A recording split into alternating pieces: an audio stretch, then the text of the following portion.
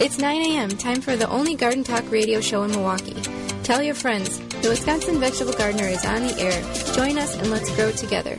Coming up today on the Wisconsin Vegetable Gardener radio show, it's about saving seeds. We'll go over the seeds which are easy to save and how to save them, and the ones that we would recommend just buying new next year, as well as summer cleanup. We've got the fall garden going, but we also have some maintenance in which you can do to help prepare us for next spring, as well as author John Markowski will be with us, plus your garden questions. Garden Talk Radio is on the air, and it all starts right now. Welcome to the Wisconsin Vegetable Gardener radio show with your hosts, Joey and Holly Baird, some of the realest gardeners that you'll ever know, always willing to share their knowledge, mistakes, and working to grow together.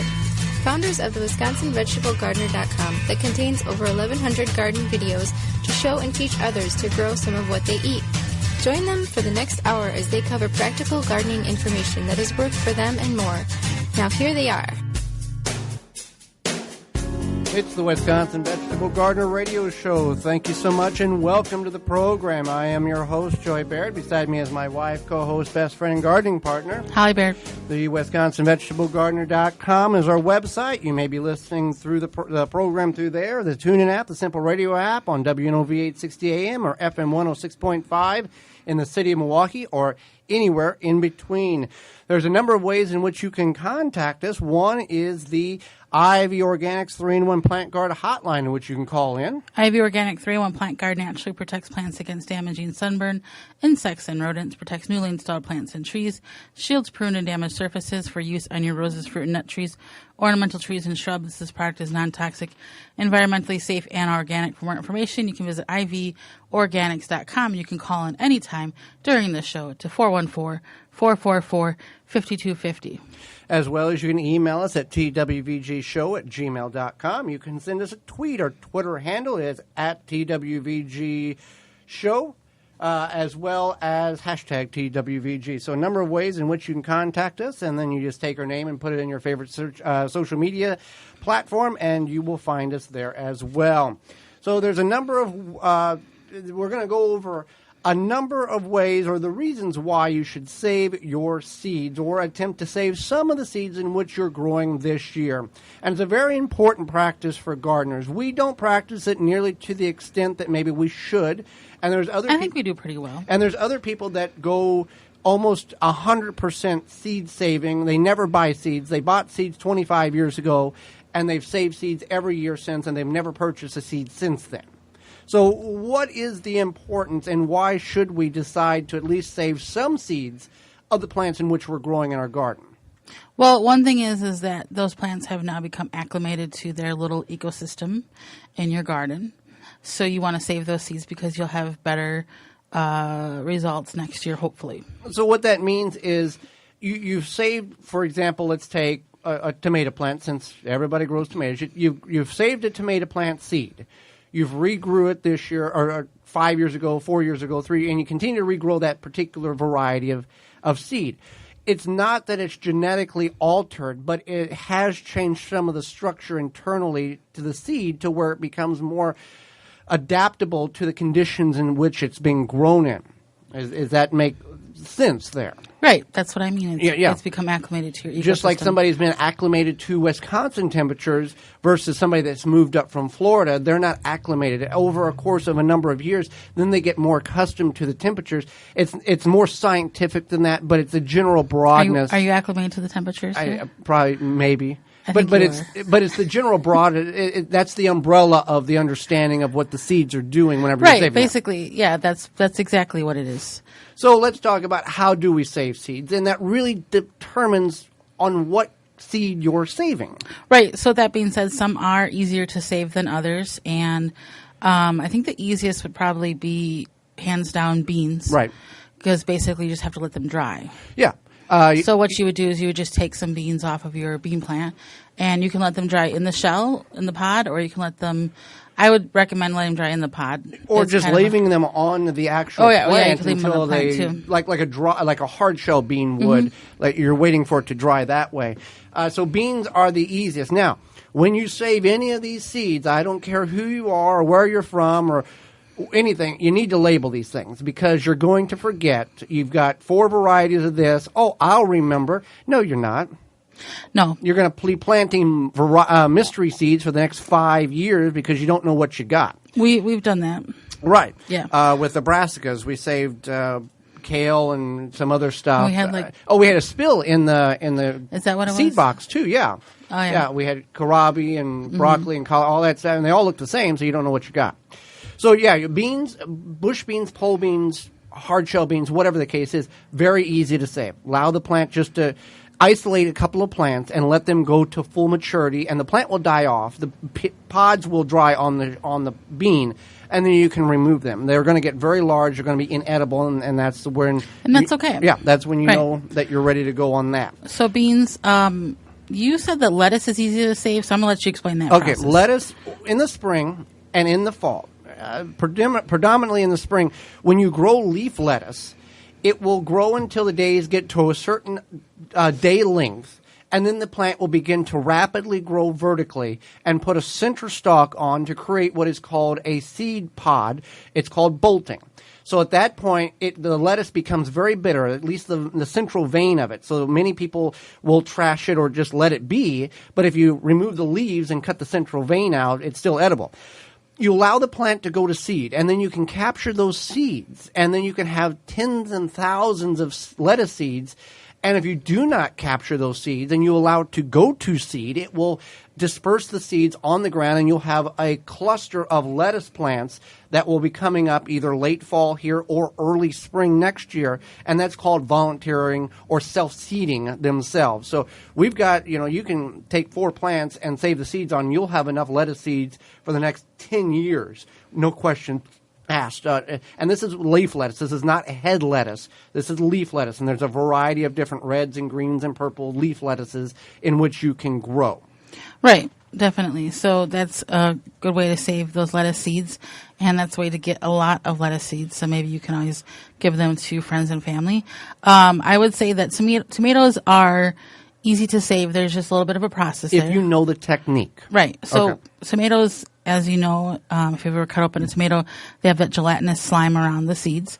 And That is, nature's designed that. So when the tomato falls on the ground in the fall, that gel stays there until it dissolves in early spring to where the seed is allowed to grow again.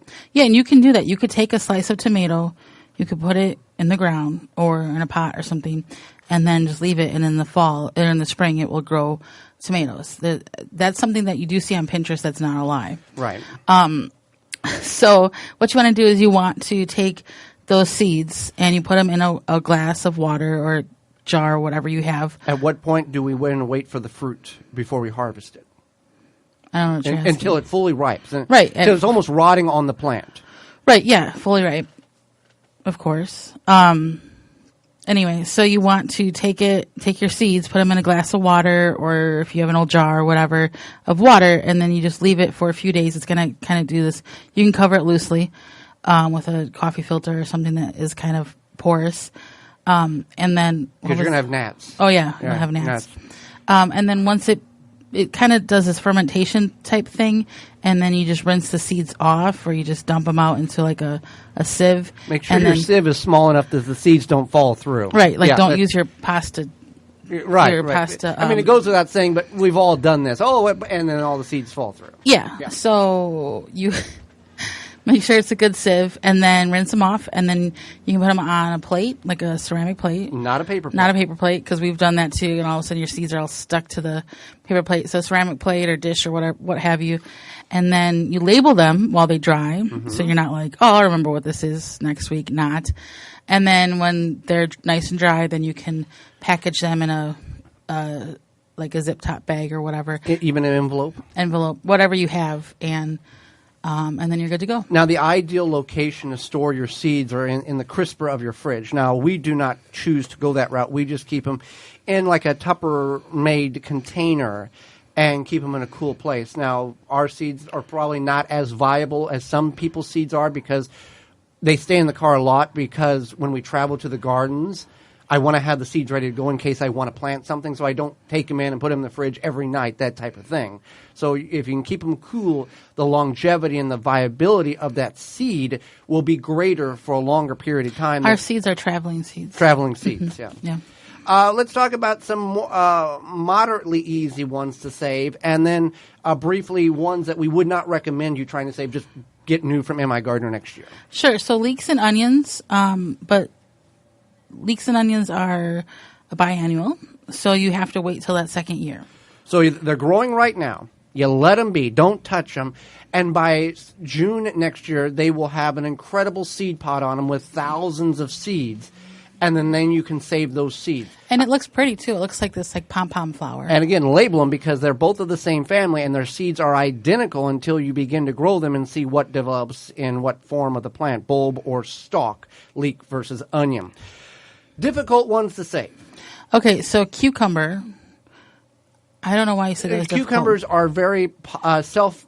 Oh, because they pollinate, right. yeah. So if you have they two can get plants cross-pollinated. Cross-pollinated very easily. So it's not that it's hard to save the cucumber seed. You just might have a mystery cucumber. If you have only one variety, it's okay. Leave it on till the plant turns yellow or the fruit turns yellow and gets very soft and mushy. Then you can save the seeds. If you have multiple varieties, they're going to most likely be cross-pollinated, and you're going to get some morph variety. So it's just best to save the seed. Best to buy new seeds if you're growing multiple varieties. Mm-hmm. Definitely. Eggplant. It's difficult because the seeds are inside. Oh, the seeds are inside the fruit itself. So I wonder if you could just let that dry a little bit. I guess it would rot. You would have to dry. wait to make sure your seeds are completely mature.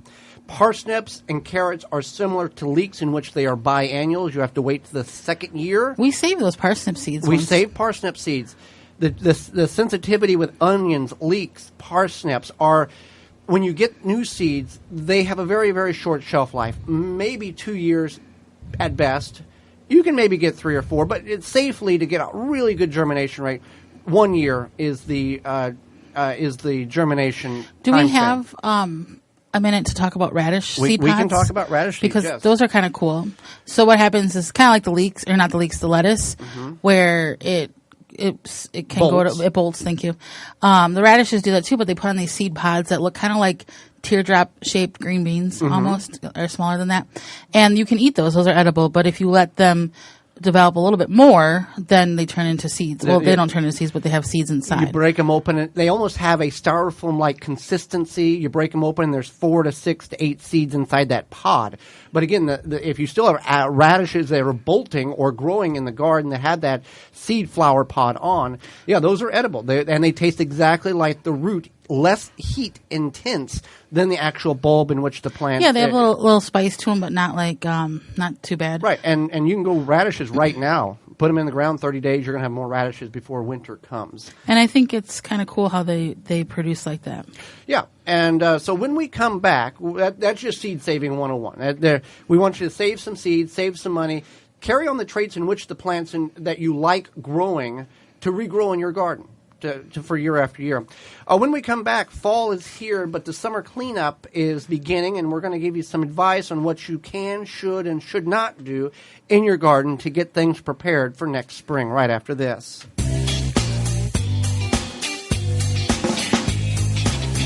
Got a question? Email the show at twvgshow@gmail.com.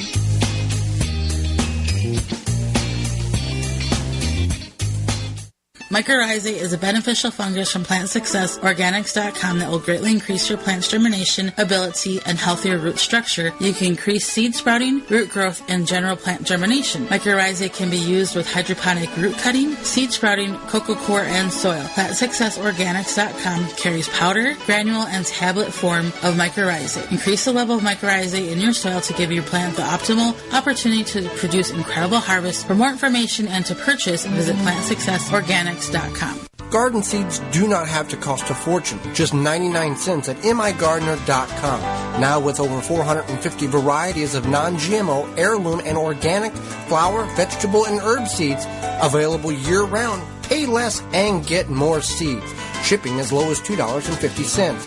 That just makes sense. Go to migardener.com for seeds and garden needs, tools, and special blend fertilizers. migardener.com. It's that simple. Family owned and operated. The power of tree leaves. Leaves are packed with trace minerals that the trees draw up from deep within the earth. When added to your gardens, leaves feed the earthworms and beneficial microbes. Leaves also lighten heavy soil and help sandy soil retain moisture. They also make an attractive mulch in your flower garden. Shield and Seal vacuum sealers and the highest quality vacuum sealing products, unique black and clear and all black bags, protecting your produce and product better than traditional bags. Find out more at shieldandseal.com. Rebel Green, responsibly made natural products that are good for you and the environment. Made in the USA, plant-based, vegan, and always toxic-free. Find out more at rebelgreen.com. Use coupon code WIVEG15 to save 15% off your next purchase at rebelgreen.com/shop. Root Assassin, a garden tool that does all the root functions with its advanced shovel that has serrated edges on both sides. Find out more information at rootassassinshovel.com. Blue Mel's Garden and Landscape Center offers an awesome selection of high-quality garden and landscape products. We have just the plants you're looking for: annuals, perennials, veggies, herbs, and more. Plus, you can always count on us to answer all of your questions and offer expert advice. Blue Mel's also carries the largest selection of bulk landscape materials in the area. Enjoy a beverage from our coffee shop while your kids run around in our huge playground. Join our growing list of highly satisfied customers. Visit the garden center that offers everything you're looking for. Visit Blue Mel's today. Blue Mel's, 4930 West Loomis Road, 414-282-4220. The Wisconsin Vegetable Gardener Radio Show is brought to you by the following: Haas Tools, Tree Diver, Root Maker, Seeding Square, Rebel Green, Dripping Springs Oils, Zaz Products, Shield and Seal, Pomona Universal Pectin. Find all sponsors at thewisconsinvegetablegardener.com and thank them for their support. Now back to the Wisconsin Vegetable Garden Radio Show with your hosts, Joey and Hallie Baird. Summer is nearly done, fall is about here, and winter is soon to come, so we need to get the garden prepared or as close to it so we're having less work to do in the spring, because there's that point in spring, and we've all done this, where we feel like we've got 100 things to do in 2 days in order to get things where they need to be. So today would be a good day to do some fall cleanup. Yeah, if you have nice and cool out. Nice and cool if you have the space, or if you're at that point in your garden. So summer cleanup, we want to. It's not when we say clean the garden up for fall, we don't mean completely take everything out, leave bare soil, walk away, see you in the spring. No, some of this is good because you're going to get rid of some plants. And then you're also going to kind of get your soil and things like that ready for the spring. So number one thing we want to do, and this is good right now, is you get rid of the plants that are diseased. Now, if your tomatoes, we'll start with that, have early blight on them. Late blight. Well, they're going to be both. Most likely it's early blight right now.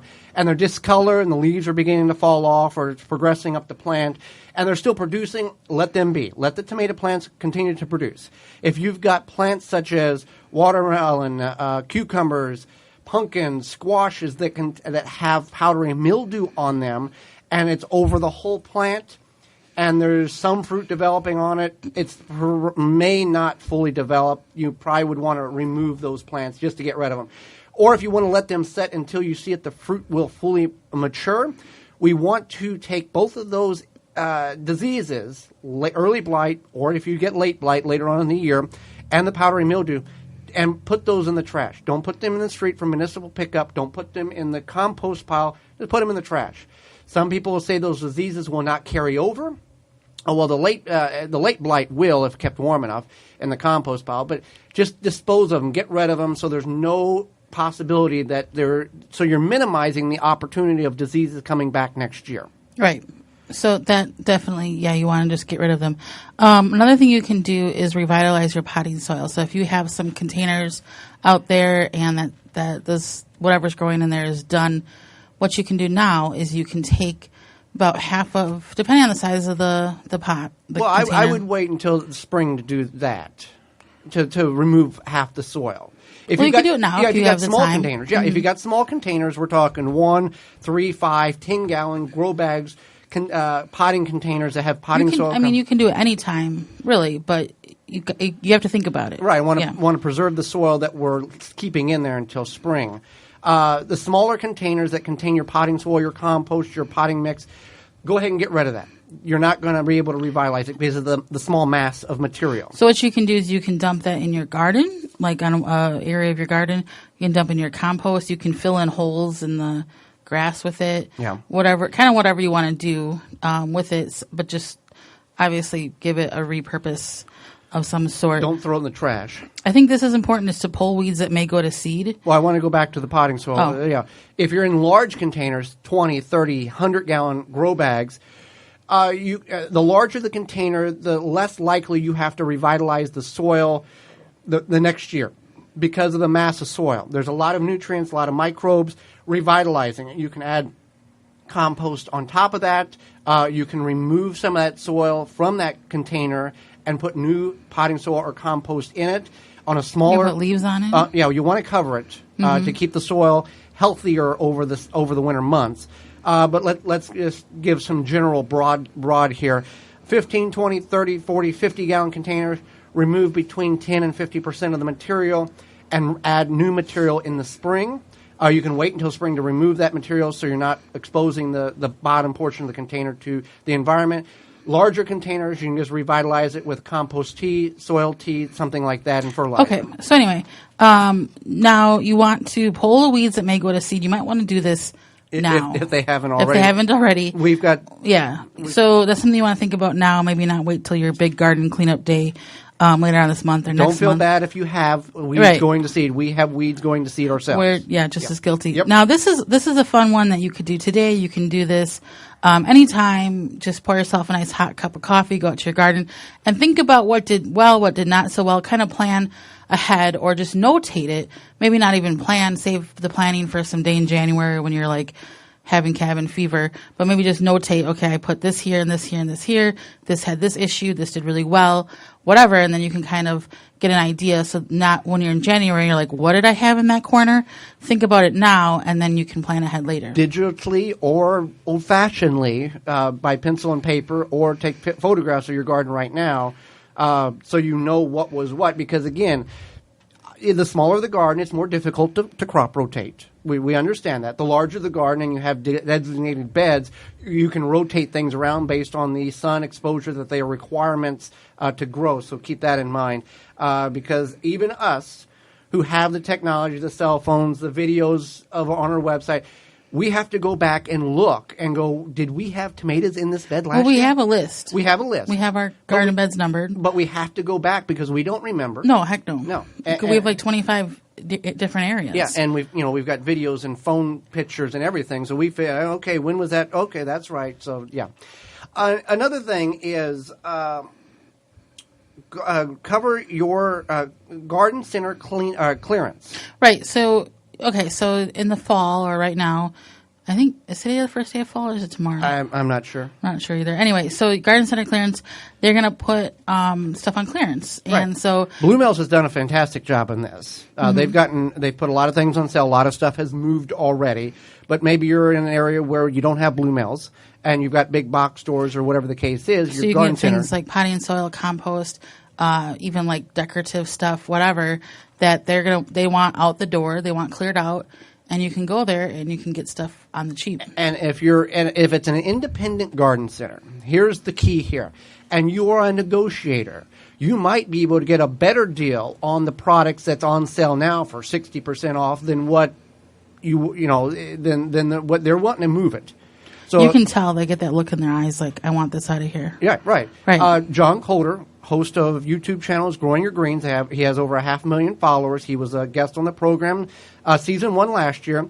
He went to a big box store and filled his hatchback up with about 24 bags of potting soil. Original price $8. He was getting them for $2 a bag. So the option and the opportunities are out there for a great savings to save on garden center or on garden products. And keep that in mind. And you may have to make a little room in the garage, but think of the savings in which you are able to, instead of paying, for his instance, $8 a bag, which he would never, ever do, buying it for $2 a bag, you're getting 4 bags for the price of the original one.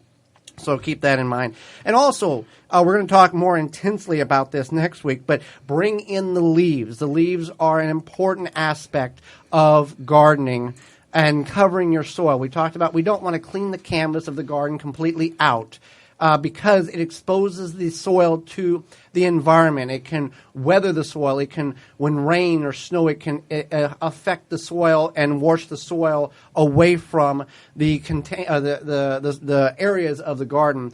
So we want to bring the leaves in, cover it, because look in nature. What is the only thing that is exposed in nature that doesn't have anything on it? Desert sand, not soil. So prairies, woods, unagricultural farmlands, that type of thing, as something nature has provided to cover the soil to hold the healthiness of the soil in the ground. So summer cleanup, and you can do this anytime now till basically the fall, the snow happens. But cover the soil. Get your savings now. Go to your garden center. It's like going to the garden center is like going to a yard sale at 4:30 on a Saturday afternoon. I think if anything, what you want to do mostly is just get rid of those diseased plants, cover your soil, and think if you're going to do the bare minimum, cover your soil, and then get rid of diseased plants and think about what did well this year, what didn't do well. Just notate it so that you can plan for spring whenever you want with the diseased plants. If you're unsure of if the plant was diseased because maybe it's already died and you're not familiar with the life cycle of that particular variety, go ahead and throw it out anyway. It's no sense to go, well, I guess it will be okay, and then you might harbor something over the winter months. Right. Yeah. So when we come back, a new author, well, he's just published his second book. John Markowski will be with us to talk about his experience with gardening and how he got into it and his new book right after this.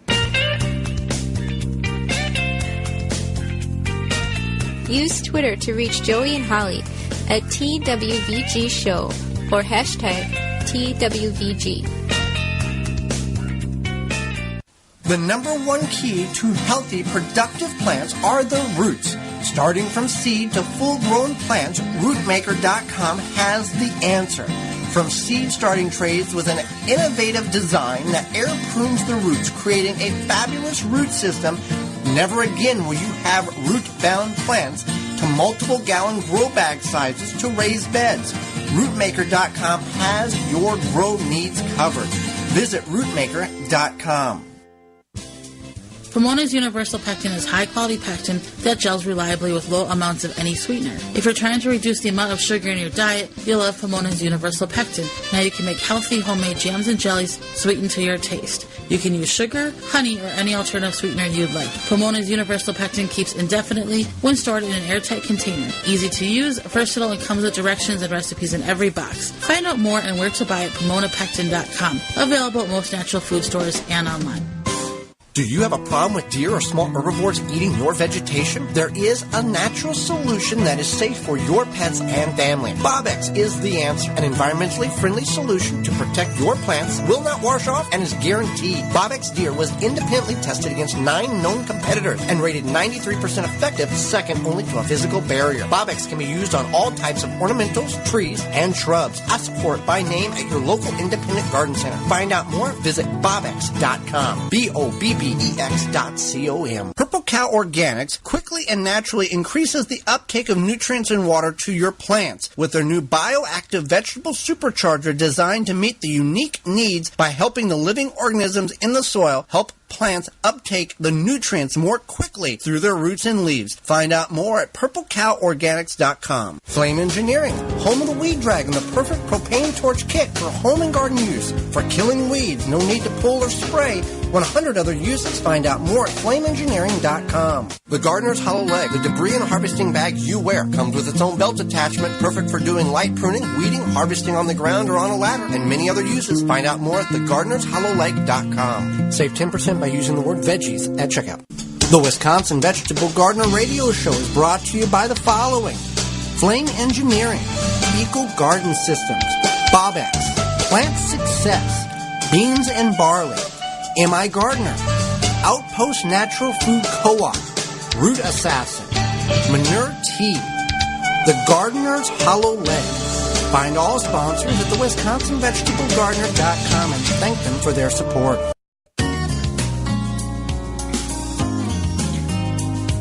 Now back to the Wisconsin Vegetable Garden Radio Show with your hosts, Joey and Holly Baird.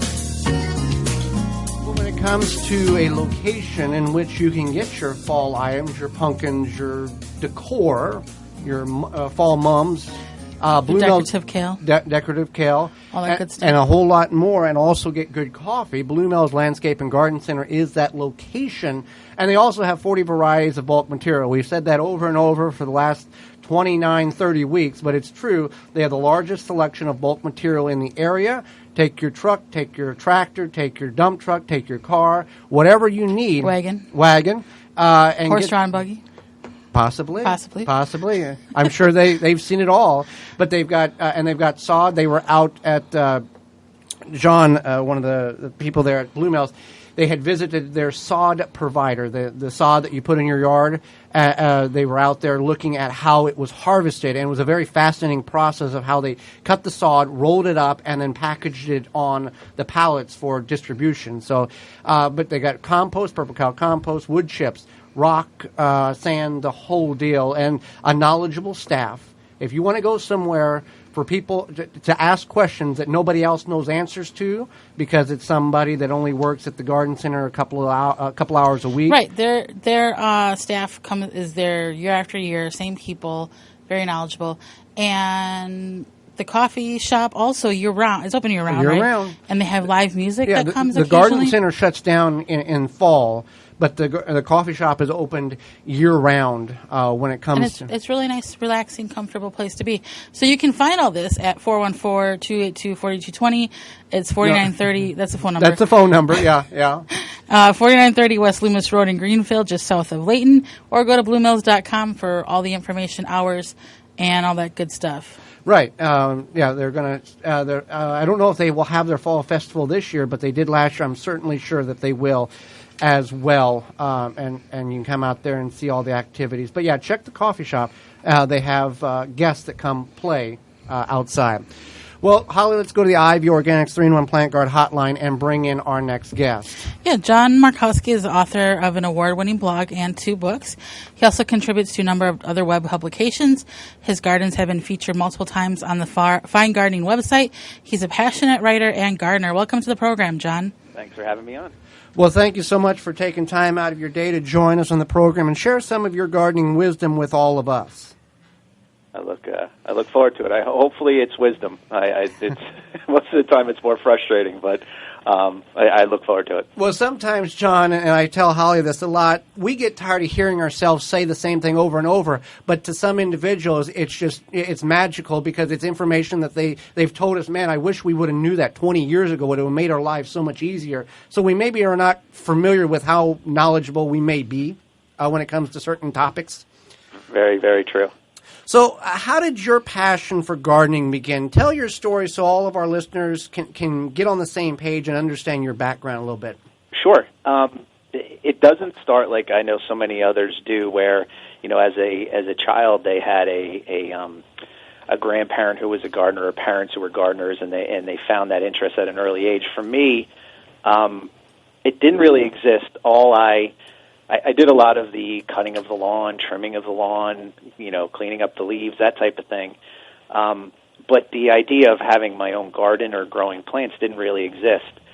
And then when my wife and I were first married and we bought our first house, I quickly realized that I had a complete lack of ability to do anything inside the house. I couldn't fix anything. I wasn't very much of a DIYer, and I wrote about this in my book, and it's completely true. I was trying to hang a shutter on our house, and I fell off of the ladder. I fell onto our car and onto the ground, and I sort of had a mini meltdown, frustrated with the fact that, all right, I can't, I'm newly married, I have this new house, and I can't do anything around there.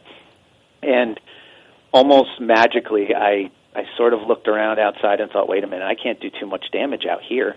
If it's digging a hole and planting, I can't I can't blow up the house or anything. And it literally started like that. I remember going out and buying a holly to plant in our front bed, and it literally grew from there. It was kind of finding that passion, and while it didn't explode at first, it was just a slow build. So it would go from there. I was buying a book. From there, I was buying a more detailed book. I was starting to, do plantings in the morning before work. I was sneaking, books at work to read about perennials, and it kind of just slowly grew from there. One of the books I like to say that really pushed me to the next level was it's The Well-Tended Perennial Garden by Tracy DiSabato Oust. I think that's how you say her name. Which really got into the detail about how to tend to perennials, from pinching to cutting back to winter interest, and that really took it to a whole nother level, to the point that it became an obsession. That's great. Now, you like to grow perennials, obviously. More specifically, why is that? And do you have some favorites, ones that might be good for new perennial growers to try and make an attempt with? Sure. I think with perennials, what I quickly found was that it was a good investment. I like the idea that they came back year after year. So, we're planting annuals, and you're getting that burst of color, you're getting the flowers. It was kind of at the end of the season they were done. I like the idea of, if I was going to invest my time, I would be paid off for years to come. And then what I also started to find out with perennials was that they provided, really a year-round interest. I liked seeing them first emerge in the spring. There was that excitement of seeing the green breaking out of the ground. I enjoyed just seeing the foliage grow. And then it would flower, and then even after flower, I'd like seeing dry seed heads, and even certain perennials look good into the winter, covered in snow. And so I just started to realize that was what I enjoyed the most. And then over the years, what I found is that each of the perennials kind of had its own story for me personally. I remember where I bought it, where I first planted it, when it first bloomed, that type of thing. So I enjoyed the story behind perennials, and it's really continued to this day. In terms of some of my favorites, I live in Zone 6B, New Jersey, and I live in a somewhat rural area, so we have a lot of deer. I'm on about 2+ acres. And when we first moved here, I was naive to think I could grow anything I wanted. Quickly realized the deer eat everything, and that we also have really poor drainage where I'm at. We have a high water table, so they don't drain well. So it took me some years to realize, you can't force something in that doesn't work there. So I just kind of went with what the conditions, what plants would work in those conditions, which usually ends up being native perennials. So some of my personal favorites, I love Joe Pieweed. I probably have 10 to 12 different cultivars of that, and it's, again, low maintenance. I have, some that are 2-3 feet tall, others that get upwards of 7 feet tall. They draw in the butterflies and the bees and even the birds like mad, so it's always entertaining, and they look great all season, all the way into winter. So they're definitely a favorite. I love bee balm. I know for some it may be a little aggressive, but for me, having a large space to work with, I love the fact that it fills in quickly. Because the flowers smell, the deer usually don't eat them. Again, draws in all sorts of creatures, which is always entertaining. There's always activity going on in the garden, which I love. So that's another personal favorite. If I had to pick one, though, I think right now, if I have my top, it's Amsonia. I think it's also known as Blue Star. And that's fantastic because it has blue star flowers in spring, but then it just has this billowy texture as the summer goes on, and then in the fall it's spectacular. It's a yellow orange and kind of goes well with other fall blooming perennials. So that's one of my personal favorites, and all the ones I mentioned so far require virtually no maintenance. I leave them up all winter and just cut them down in spring. And that's the thing with the perennials. It's no maintenance, whether it's a vegetable or fruit or in your case, flowers like that. They come back year after year with very little maintenance. Is there one that you were like, ugh, not really impressed with this? I really thought I would like this, but the conditions were all good, but it really was a very disappointing experience for you? Let me think about it, because I've tried so much. I believe it or not, I tried hostas when I first got here and quickly realized not only did the deer eat them, but I don't personally like them very much, and I know that's kind of I feel like gardeners fall on one side of the fence on that one. I do struggle with taller perennials and being able to keep them upright.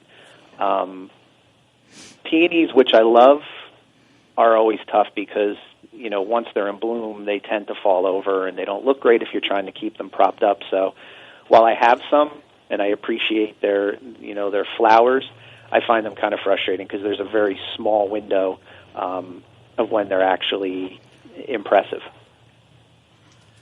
Okay, great. So now we love to mulch. Joe and I love to mulch.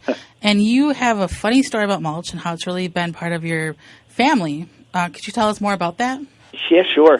When I was younger and maybe in early years of high school, I remember my dad sort of discovered mulch. I wouldn't say that we really had a garden at our house, but it was definitely well landscaped. And so I think he discovered, mulch could hide areas where you couldn't grow grass, and it could suppress weeds, and it looked nice, and it kind of smelled nice. And so it kind of turned into an annual event where we'd have these massive quantities dumped in front of the house, and we'd have wheelbarrows, and we'd spend the entire day mulching the entire yard. And what's really funny is as the years went on, we continued to do so. And then as he got older and I got older and moved out and was married, it became more difficult for him to do. And I think to sort of crown the entire process, he declared a day to be a mulch party. And so we all came and, they made us food, and myself and my brother-in-law, we mulched the entire day, and it was sort of the end of an era of mulch. And I wrote about this in the book. I still think of that day very fondly because my wife was pregnant with our first child at that point. And I'll always remember coming into the house. It was super hot. We were all drenched after mulching all day, and was able to see. It was almost like the realization of the fact that we were going to have a child very soon hit me. And in fact, he was born, I think, 3 days later. So I would associate mulch with the birth of my first son. But it was definitely a big part of our landscape growing up, and I can remember getting down on my hands and knees, and we filled in every single area that was possible. So it was still has a place in my heart. Well, I'm glad that you still like to mulch. My grandfather, as a child, he was forced to pick wash tubfuls of blackberries, and to this day he will not eat a blackberry anything because it would just ruin him for life. So I'm glad that you still like to deal with mulch, even with that, growing up that way. For sure. Your newest book, Seed, Grow, Love, Right, isn't just about gardening. It's not a gardening-specific book. What is the book really about? I guess you could say it's sort of a memoir, and what I found was once I started gardening, I discovered that I liked photography, and then I discovered that I think I might like writing about my garden. So I started a blog to sort of just capture the day-to-day of the garden, the good and the bad and the ugly. And the more I posted on the blog and the more I started writing, I sort of rediscovered this joy that I had of writing, because I went into college as a journalism major and I wrote a lot in high school, and I sort of lost that writing thing. So the book kind of goes through. It's maybe 40 plus short stories of my life and moments that sort of impacted me and led me to where I am today. From cleaning up the leaves with my dad to the mulch story we just talked about, to specific moments in high school, through the discovery of gardening. I mean, it's the common theme, I think, running throughout was how I discovered the joy of gardening and where it took me. And so while it's not a gardening book in that I kind of hope it shows others, here's how you can find your passion. Here's how I did it. I'm not outlining specific steps to be able to do so, but I'm hoping by telling these stories and recounting moments from my childhood and so on and so forth, it kind of gives people a jolt to take a closer look at their own lives and see, oh, you know what, this is something I enjoyed when I was a child, and maybe I still like that. And it's kind of taking baby steps to get where you want to go rather than trying to find that big aha moment. Definitely. So how can we find out more about you? Well, the book is on sale on Amazon right now. Like you mentioned, it's the name is Seed, Grow, Love, Right. I also have been blogging for probably 8+ years now at obsessiveneuroticgardener.com. It's a lot of words there, and I don't know that I love the URL I chose, but it was too late. And then I also just recently created an author Facebook page that I'm trying to get going, just John Markowski, author. And really what I'm finding is I kind of have diverged into two different paths. I'm writing about my garden, taking pictures of the garden, but I also find that I'm enjoying writing about, beyond gardening. I'm writing about being a father, writing about being a husband, and just sort of writing about getting older, that type of thing. So I'm kind of gone off in two different paths there, but those are probably the best places to find me. Well, John, we greatly appreciate you taking time to out of your day to share your gardening information, knowledge, and stories with Holly, myself, and all of our listeners. Thank you so much for having me on. And whenever we come back, it'll be your garden questions and our garden answers right after this. If you have a gardening question, now is the time to call in on the ivorganics.com 3-in-1 Plant Guard hotline at 414-444-5250. An Oya is an unglazed porous clay pot with a short neck and a wider belly. Bury your Oya neck deep in your raised bed, container, or ground garden and let the Oya do your watering by releasing water as needed. How? By soil moisture retention for all you techies out there. This is an eco-friendly, efficient, ancient way to water your plants using up to 70% less water than other irrigation methods. It saves you time and is easy to install. Find a retailer through DrippingsPringsoyas.com. Smart watering, easy gardening. Beans and Barley Market and Cafe, a neighborhood specialty grocery store for the east side and greater Milwaukee area where you can find all you need, from fresh produce to bakery to organic frozen dinners, from wine to fresh squeezed carrot juice. A health food store with hundreds of products, vitamins, supplements, bath and body items, magazines, cards, books, and a knowledgeable staff. Catering available, open daily at 8 a.m. The restaurant serves breakfast, lunch, and dinner 7 days a week with a menu of good, healthy, homemade food, including vegetarian and non-vegetarian specialties. 1901 East North Avenue, Milwaukee, 414-278-7878, and online at beansandbarley.com. I know you're looking for natural and organic food, but at a great price. I found the place. Woodman's has what you need. Woodman's offers a huge natural and organic selection with some of the area's largest organic meats, produce, and dairy departments. Shop consciously, but it won't break the bank. They have aisles of all the organic food, snacks, and treats you've been looking for, so you and your family can eat healthier without overpaying. Visit their Milwaukee area store locations, Kenosha, Menominee Falls, Oak Creek, and Waukesha, or visit woodmans-food.com to find the nearest location to you. Zaz Products, offering great quality supplements that can help personal health and increase longevity. Committed to bringing you the highest quality products at the lowest price. Find out more at ZazProducts.com. Tall Earth Wood Treatment, all-in-one preservative and stain, offers lifetime protection and creates a unique silver-aged wood finish. All ingredients are non-toxic, eco-friendly, perfect for garden beds and veg trucks. Find out more at TallEarth.com. Free shipping on all orders. Use coupon code WISCONVEG to save 15% off orders placed at TallEarth.com. Blue Mel's Garden and Landscape Center offers an awesome selection of high-quality garden and landscape products. We have just the plants you're looking for: annuals, perennials, veggies, herbs, and more. Plus, you can always count on us to answer all of your questions and offer expert advice. Blue Mel's also carries the largest selection of bulk landscape materials in the area. Enjoy a beverage from our coffee shop while your kids run around in our huge playground. Join our growing list of highly satisfied customers. Visit the garden center that offers everything you're looking for. Visit Blue Mel's today. Blue Mills, 4930 West Loomis Road, 414-282-4220. The Wisconsin Vegetable Gardener is brought to you by the following: Handy Safety Knife, BioSafe, Tall Earth, Chapin International, The Plant Booster, Ivy Organics, Woodman's Market, Blue Mills Landscaping Garden Center, Purple Cow Organics. Find all sponsors at the WisconsinVegetableGardener.com and thank them for their support.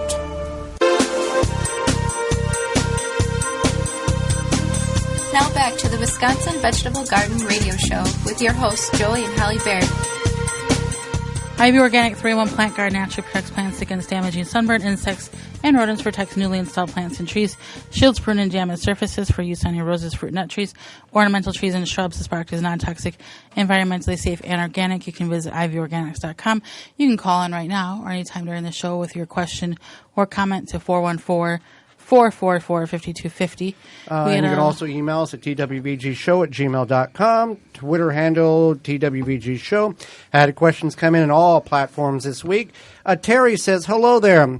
I've got 10 by 20 trays I purchased that are 2.5 inches deep. Normal seed starting trays. Is that deep enough for lettuce and spinach? What type of soil do you recommend? And then we'll answer those questions. And she said, I picked up a few of the Happy Leaf grow lights last spring, and I'm intrigued with the idea of setting up a grow area in the house. Thanks for all your great information. So, yeah, the 10 by 20 trays are that 2.5 inches will be deep enough as long as they're filled to the brim. Mm-hmm.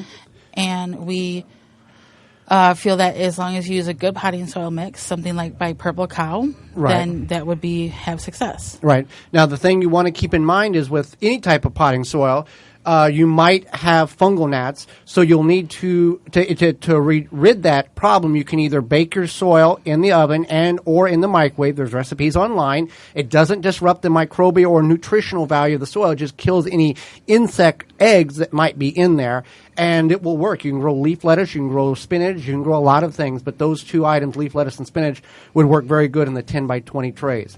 Let's go to the Ivy Organics 3-in-1 Plant Guard hotline. Caller, you're on the air. Hello? Hello, caller. Yes, you are on the air. I'd like to know if it's a bad time to cut back mugo pine bushes. What kind of pine bushes? Mugo pine bushes. About how old are these bushes? About 20 years old. Okay. As Holly comes up with that information, we appreciate you calling. And I don't know the answer to that. Holly, what do you know about mugo pine bushes? Taking a look here. Okay. In regards to, while we're looking at that, I'll finish up the question in regards to the seed starting trays. Again, you want to have, since you have the Happy Leaf, you don't have to worry about sun exposure. The Happy Leaf will do its job. You just want to keep the soil moist and hydrated so the plants can uptake the nutrients in that potting soil regularly. I'm not finding much information. We might have to answer that question first next week? Yeah. Okay. Could you just tell me what station this is? It's 860 AM WNOV or 106.5 FM. And what is it AM? I'm on AM and getting it. Oh, it's 860. FM? AM, 860 AM. Yeah, your WNOV. Thank you. Thank You're you. welcome. And we'll address that question because sometimes we don't have the answer. We don't know everything. And we're not going to just make up an answer to satisfy the caller for an immediate gratification. We want to get the right answer to the gardener so the proper steps can be taken in order to do what needs to be done correctly. So we had another question that come in this week was, how do I deal with Creeping Charlie in my yard? I nearly have a complete corner covered in Creeping Charlie. Number one, what is Creeping Charlie? Creeping Charlie is a ground weed, basically. Yeah, very invasive, very intense. And it's super evil because it makes this like web of roots underneath the soil. It propagates. It can go 3-4 feet, pop up, and root again, and grow. Right. So it's considered a weed. It's part of the mint family. Mm-hmm. So there's a few different things you can do. One is you can pull it, but you have to pull it early. So at this point, it's too late. It will die over winter, but it'll come back. So whatever, in the spring you want to pull it. You can use things like borax, but you have to look that up online, how to use borax to get rid of it. You can smother it as much as possible so you can mulch it. You can also use a harsh chemical to kill that whole area, and probably you will have to reapply it time and time again until the under the soil roots expose themselves, regrow, and you're trying to kill everything out. So, but the good news is a lot of people have creeping Charlie, so you're not alone. Yeah, but there's organic and chemical, and sometimes we recommend a chemical application in order to get things in check. We get in somewhat regularly or somewhat frequently, I guess, is why do you not weed? Well, there's two folds to this particular question, and if you watch our videos on the website, the WisconsinVegetableGardener.com, or follow us on YouTube or Facebook page under the same name, you will see that particularly this year, we have a lot of weeds in the garden. We try to do our best to mulch with shredded leaves, whole leaves, chemical-free dry grass clippings, that type of material, even cardboard, to suppress the weeds and increase the water moisture capacity in the soil. We've had a tremendous amount of rain, as we continue to say that over and over again, and the weeds have gotten very large, and we haven't spent time weeding. Now, with that said, you could have a pristine garden with no weeds, just the vegetation in which you're growing. That's fine. There are a couple of lines of thought with this particular logic. One is you're opening the soil up and exposing the soil to the atmosphere to allow it to dry out quicker. Now, this is if you don't use some type of mulch material. Secondly, you're inviting or opening up the opportunity for insects to find the vegetation or the plants that you're growing specifically if you have nothing in the garden except for those particular plants.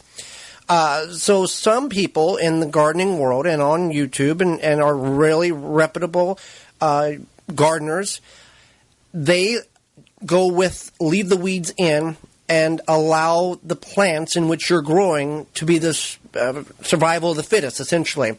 One, you're not exposing the soil to the atmosphere because you're allowing vegetation to grow on it, just like a prairie.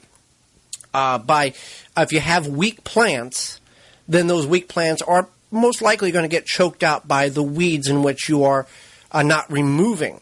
But if the plants are strong enough, they will actually be stronger and produce better fruit, and you can also save the seeds off those particular stronger genetically altered by nature seeds in order to have better plants next year. So there's two rules of thought. You can weed, you can not weed, you can expose the soil to the atmosphere, or you can leave it covered and kind of create an ecosystem in amongst your vegetables with grasses, weeds, some not good weeds, some okay weeds, that type of thing. So we try to weed, yes. But at just like everybody else, there's times when it just does not allow us to get in the garden for life in general. So take that into thoughts. And also, bad bugs will attach themselves to weeds and not your vegetation, the plants you're growing. We are out of time, and we certainly appreciate yours. Miss any portion of this program or want to revisit it in its entirety, you can do that by going to the radio tab on the website, the WisconsinVegetableGardener.com, and scrolling through and finding the particular episode that you want to watch in video form and or in podcast form. You can certainly go to Stitcher, Podomatic, iTunes, Google Play, TuneIn, and a variety of other podcast-providing websites, and simply search the Wisconsin Vegetable Gardener, and you will find hundreds of our episodes there. You can also find specific individual interviews and segments in those particular locations, as well as under the Highlight tab on the website, the WisconsinVegetableGardener.com. Programming note, join us next week when we're going to discuss pumpkins. There's more to pumpkins than jack-o'-lanterns, and we're going to go over some varieties of pumpkins that are available and what you can do with them in addition to getting the jack-o'-lantern pumpkins that we're all familiar with to carve, as well as leaves in the garden, the powerful nutrient value and importance to having leaves, utilizing them in the garden, as well as Marissa Larkins will be with us. She is a sustainable agricultural specialist. She will talk about building the soil and ways to keep it healthy all year long. For Holly Baird, I'm Joy Baird. Until next week, we will see you in the garden. You've been listening to the Wisconsin Vegetable Gardener Radio Show. Tell a friend and join Joey and Holly again next week so we can all grow together. The Wisconsin Vegetable Gardener Radio Show is a production of the WisconsinVegetableGardener.com in association with WI Garden Media Broadcast live from the WNOV 860 AM and the W293CX 106.5 FM Courier Communication Studios in Milwaukee, Wisconsin.